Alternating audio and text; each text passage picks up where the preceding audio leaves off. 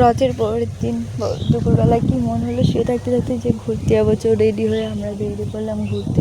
তো দেখো আমরা যাচ্ছি পার্কে যাব।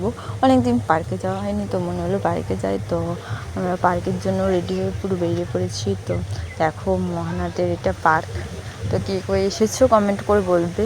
বাট মহানাদের পার্কেটা না আমার ভালো লাগে, অনেক ছোটোবেলা থেকে গিয়েছি আর করেছি। বাট তোমরা দেখবে কেমন পার্কেটা, দেখাবো তোমাদের ঘরেও। তার আগে দেখো এই মহানাদের স্কুল, এই স্কুলে কী কী পড়েছো সেটাও বলবে। আমি যতটা জানি স্কুলটা অতটা ভালো না, তবুও দেখবে অনেকে চেনেও না, দেখে নাও রাস্তাটা। কেউ যদি আসবো মনে করো, চলে আসতে পারো এই রাস্তাটা দেখে। আর হ্যাঁ, পার্কে যাওয়ার মেন কারণ হচ্ছে সবাই যে পার্কে দেখা করতে যায় না, ওই ছ্যাঁচড়াপোনাটা দেখতে যাওয়ার জন্য আমাদের পার্কে যাওয়া।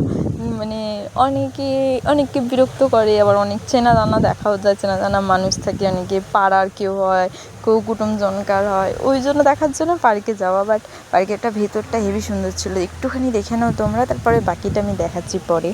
এত বড় তো দেখানো যাবে না।